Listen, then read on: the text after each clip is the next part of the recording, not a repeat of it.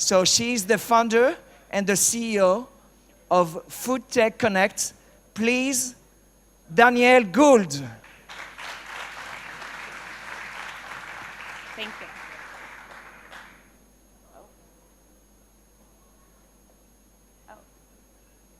Hi, everyone.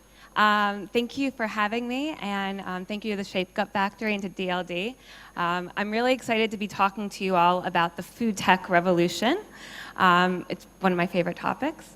But before I do, I'll tell you a little bit about myself and why you should be listening to what I'm saying. So about 6 years ago, I started tracking all the business tech and investment trends in food. It was a time when all the things that we've been talking about today throughout DLD were not being talked about in the context of food. So big data, robotics, all of those things were very foreign to food, and so we started tracking that. Today, we are the site of record and world's largest community for food tech and innovation. We have about 30,000 members all over the world, as you can see. And we help them stay on top of all the news, the latest technologies, the new business models that are transforming the industry. And then we connect them offline in order to build relationships, find talent, find investments, find business partners, and just to get exposed to the technologies. So today I'm going to be giving you an overview of some of the key areas of innovation, why there is a lot of innovation happening in the space, and walking through some of the examples. So it's pretty staggering. Over the last, and this is going to be a very US-centric view, and I'll end with telling you just a little bit about my experience the last couple of days, meeting with a lot of Israeli companies and getting exposed to the ecosystem here. So the world of food is changing dramatically, just like in every other industry. Over the last 5 years, the top 25 food companies lost $18 billion in market share. And small and mid-sized companies accounted for 46.6%. So that's taking a huge chunk, right? Startups. When I started 6 years ago, you could not even, there wasn't even an amount of money. It was, paltry amount of money that was being invested into this space. And there were about 50 organizations, not even companies, some of them were the Food and Agriculture Organization, that were working at the intersection of technology, data, agriculture, and food. Last year, there was $10 billion invested into this space. So invested into companies that are working across the supply chain on data, technology, hardware. And this is a map that we do. As every month, we do an investment roundup where we look at all the investments and the partnerships in the space. And so this is just to give you a little overview of just how large this space is.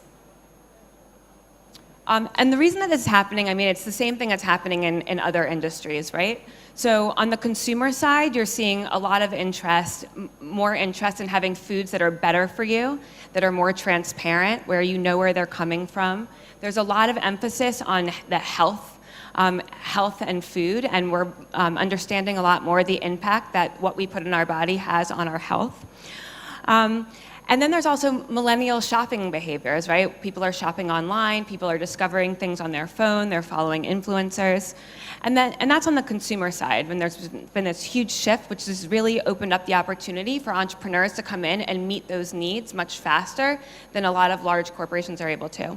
And on the technology side, again, like I said, it's the same, all of the same disruptions that are happening in every other industry are coming to the food industry. It's been a little slower, but it's starting to accelerate quite a bit right now. So the areas that I'm going to talk about today are CPG, consumer product goods, so what you would buy in a grocery store, retail, restaurants, and health. There are many more areas, but we have a limited time. So on the CPG side, typically for a food manufacturer, the process goes like this. It takes from conception of a product idea to shelf, it can take up to 3 years and around $60 million on the R&D and the launch. That's a lot of money and a lot of time. And it makes it really difficult to capitalize on trends and to evolve. For a lot of large companies also, they need to have a $100 million product, because if you're investing all that capital, all that time, it needs to succeed. What's happening now is that you're seeing that a lot of companies are trying to tackle that. They're trying to improve efficiencies using all different models as ways to get their products to market much faster. They're also starting to think a lot about the supply chain. So, as we have more, as the world becomes wealthier, there's more demand for protein. And we are not going to be able to meet the increasing demand for protein the way that we currently produce protein. So one of the areas where there is the most capital that's been invested and where there's a lot of innovation happening is in the alternative protein space. So whether it's insect protein or cellular agriculture, where you are culturing protein cells, there is a huge amount of innovation happening here. There's also on the way that you reach your consumers on the B2C side. So if you're able to circumvent retail, if you're able to get directly to your customer, you're able to launch more products, get complete data, and able to put out more products much faster. And then there's also a lot of innovation on the meal replacement side. So I'm going to walk through a couple of these things for you. NatureBox is one of the companies I think is doing really interesting stuff. They position themselves as a meal subscription box, but really they're a food manufacturer, and they use a meal subscription box as a direct-to-consumer channel. So they create 5 to 6 new products every month, which they ship to their customers. They have a direct relationship with their customers. They have surveys where they get feedback. They're able to iterate on their products in real time. And then they also have an e-commerce store where they sell their items. They completely circumvented retail and went directly to the consumer, which was kind of unprecedented. They're now just starting to launch in 900 Target stores, and Target is going to be using their top performing products from their e-commerce store. Another area where you're seeing innovation, as I was saying, is on alternative protein. So this is the Impossible Burger. Impossible Foods is a company that raised $183 million before launching a product.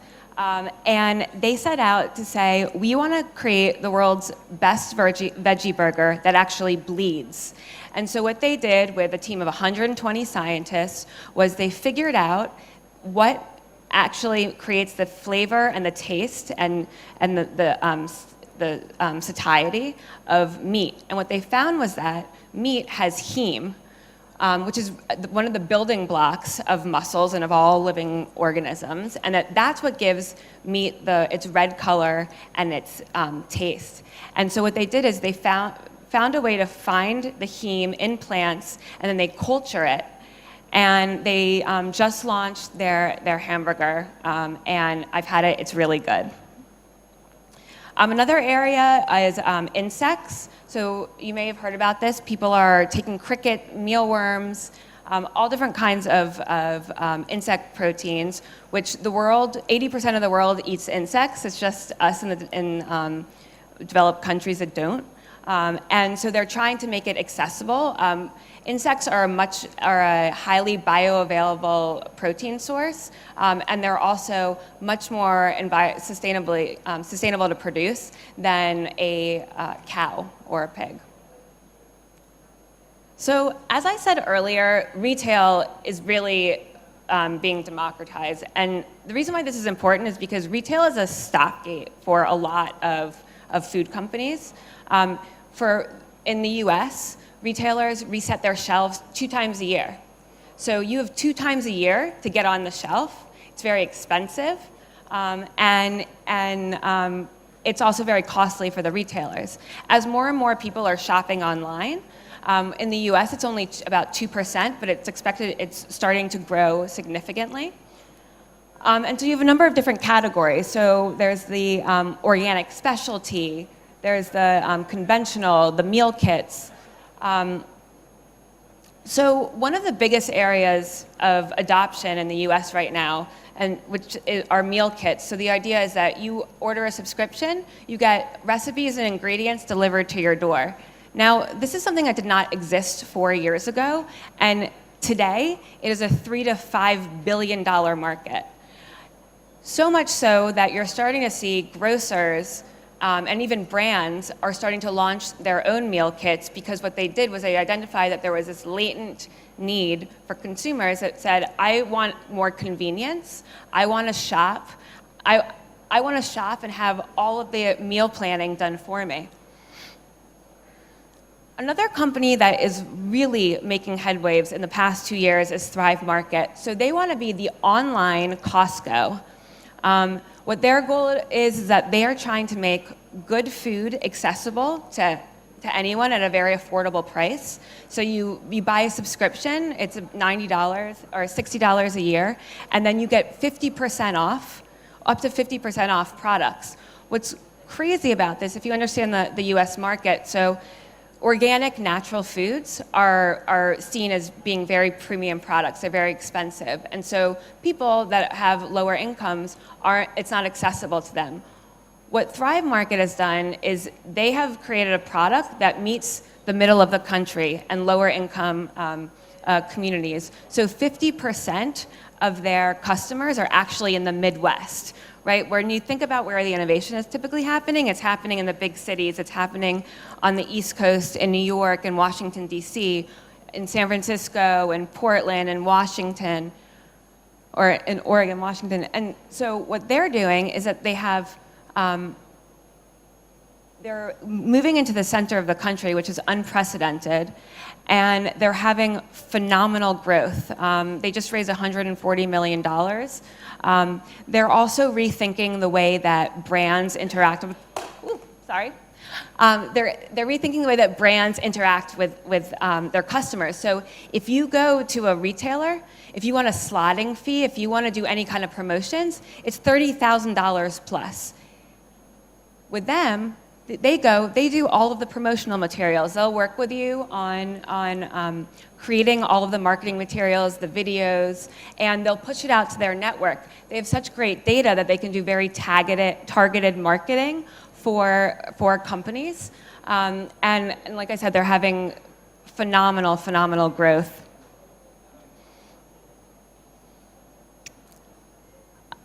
Another area that technology has touched a lot is restaurants. I'm not going to get into the technical side really of what it's done for restaurants, but what I find really interesting is the way that it's rethinking what we conceive of as dining.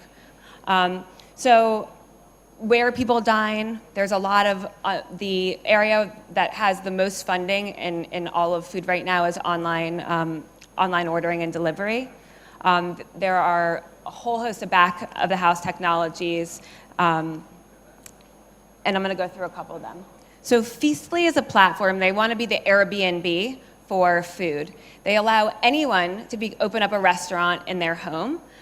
Their Eat With is a company that you may be aware of that started in Israel that does the same thing. And so really what they're democratizing is the idea of a restaurant. You don't have to have the overhead of a restaurant. And in the US, it's very expensive. Real estate is very expensive for restaurants, and most restaurants fail within 1 year to 3 years. It's about 80% failure rate. So what's amazing about this is that it's giving anyone the opportunity to reach customers. And from the dining experience, you sign up for a meal, you go to someone's home, and then you get to have dinner with strangers. It's an amazing opportunity when you go to a new culture to get a taste of that culture, to make new friends. And it's a growing interest. And I think that moving into the future, we're moving towards this very much a communal experience around eating. Another area where there's a lot of innovation is around the rethinking restaurants. So restaurants, like I said, very expensive to produce. Now you have internet-first restaurants that rather than having any storefront, they just do delivery. So they don't have to worry about having all the brand of a restaurant, all the talent. They can have a centralized manufacturing hub, and then they have drivers that will deliver the food to you, and it saves a lot of money. I'm going to keep going. So the last area is on health technology, and this is an area that's growing. It's Hemi Weingarten is here from Fujicate, who's been at this he was one of the first in this space. So again, there are more areas of innovation that are happening. These are just some of the key areas right now. But giving people the tools to navigate every part of how they eat and how it impacts their lives there are a lot of companies that are in this space. So Food+Tech, for example, it is a mobile grocery advisor. You go to the grocery store, it gives you the information you need to shop with confidence. So two things that I just want to touch on really quickly. As you know, there's a growing epidemic of people with food allergies. And so this product, 6 Sensor from Nima, it's a sensor that you can take with you when you eat. You put in a sample of your food, and then within 2 minutes, it lets you know if there's gluten in your food or not, which is, for someone who goes into anaphylactic shock when they eat, it gives you confidence to be able to eat with confidence. And the reason why that's so important is that before, it would take a day for you to take a sample and send it somewhere, which is not very realistic when you're dining out. And then the last thing I'm going to talk about, I know I'm out of time, sorry, there's so much to talk about when it comes to food, is personalization. And this is really the future. And is one of the most exciting areas, I think, in food is personalized nutrition. So our microbiomes, we have 100 trillion microbes that make up our body. We have 10 times more microbes than we do cells.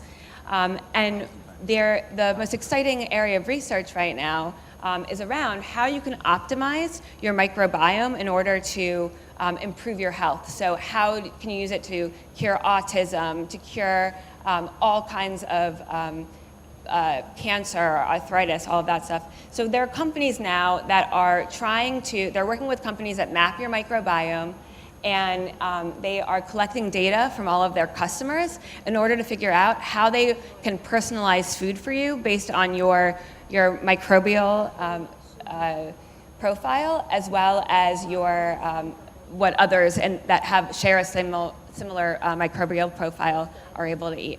So this is just a little taste of what's going on in the food tech space. I invite you all to there are a lot of people here that are working in this space, and thank you very much for having me.